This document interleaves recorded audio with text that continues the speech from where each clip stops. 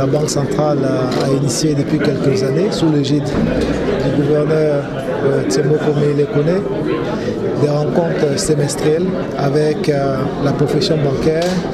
représentée par le président de la fédération et tous les présidents des associations professionnelles de banques et établissements financiers des pays de l'Union,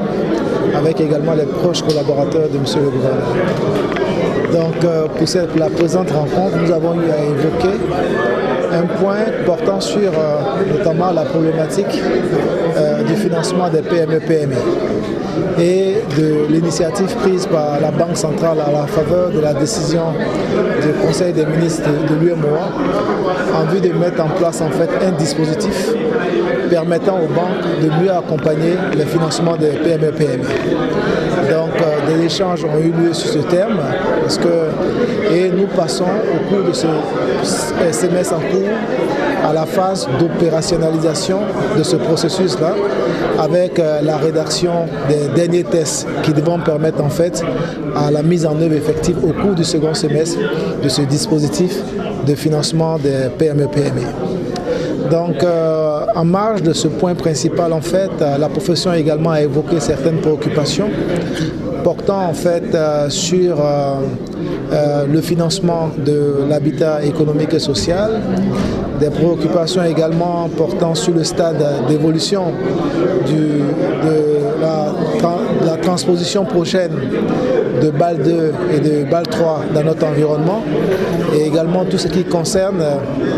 la mise en œuvre de la promotion des bureaux d'information du crédit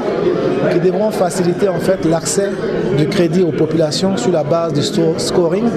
Et je profite en fait de votre micro pour lancer un appel aux populations afin qu'elles puissent répondre favorablement, notamment les clients des banques, au principe de consentement qui est requis en fait dans ce cadre-là.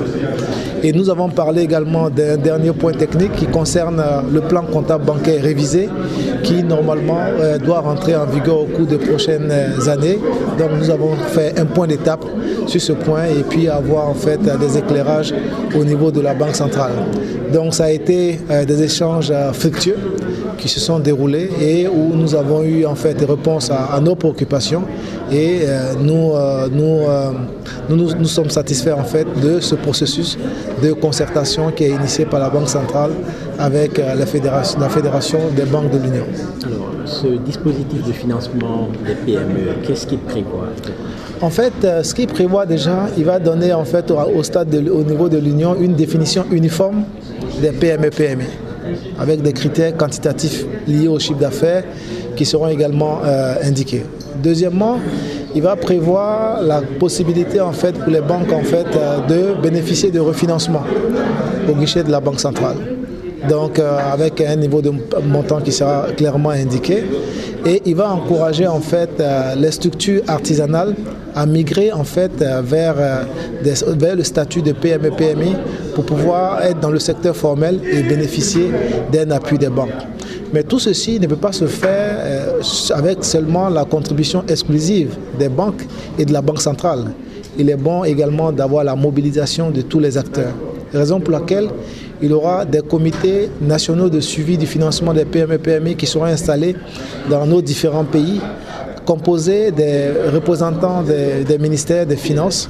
des représentants également du secteur privé, du patronat, des groupements des PME-PMI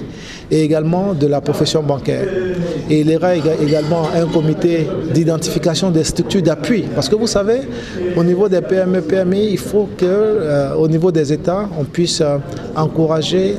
les structures d'encadrement à les appuyer dans le cadre de leur fonctionnement en termes d'assistance, en termes de renforcement de capacité, en termes également d'assistance comptable et à l'égard de ces entités-là pour qu'elles puissent avoir des états financiers qui soient fiables.